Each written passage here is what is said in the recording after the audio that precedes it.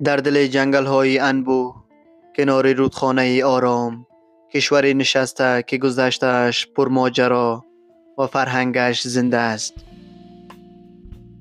امروز به تماشای بلاروس می رویم، جایی میان سکوت طبیعت و صدای تاریخ. پس تا آخر این ویدیو با ما همراه باشید تا از شگفتی های بلاروس با خبر شوید.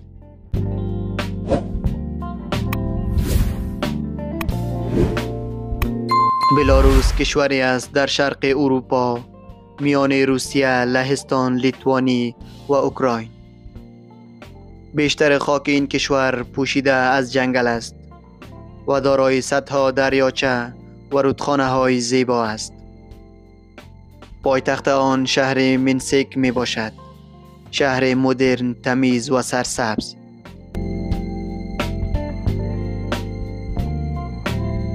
تاریخ بلاروس به قرنهای وسطی برمیگردد. در آن زمان این سرزمین بخشی از قلمرو بزرگ لیتوانی و سپس امپراتوری روسیه بود. در قرن 20 بلاروس یکی از جمهوری‌های اتحادیه جماهیر شوروی شد. اما پس از فروپاشی شوروی در سال 1991 بلاروس به یک کشور مستقل تبدیل شد. مردم بلاروس به زبانهای بلاروسی و روسی صحبت می کنند. فرهنگشان ترکیبی از سنت‌های اسلامی، موسیقی محلی، رقص‌های بومی و هنرهای دستی است. آنها به جشن‌های ملی، لباس‌های سنتی و رقص‌های محلیشان افتخار می کنند.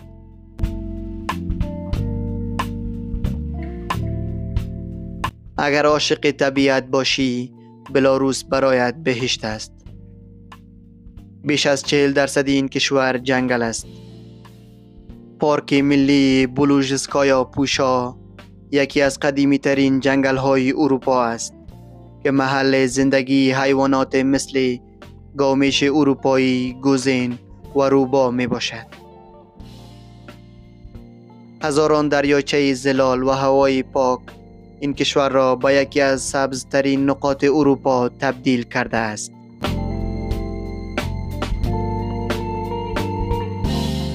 مردم بلاروس بسیار آرام، خانواده دوست و مهمان نواز هستند.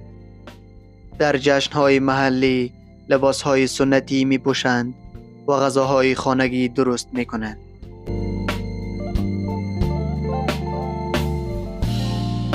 بلاروس در دهه‌های اخیر با مشکلات اقتصادی و سیاسی روبرو بود. اما مردم این کشور با فرهنگی غنی و روحیه‌ای قوی تلاش می‌کنند آینده‌ای بهتر برای خود بسازند.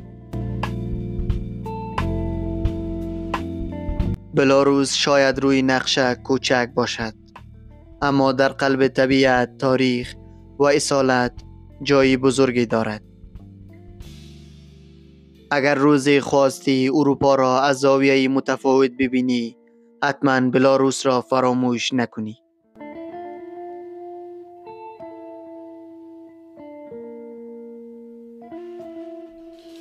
تشکر از اینکه تا آخر این ویدیو با ما همراه بودید و تا ویدیوی بعدی، خدا نگهدار.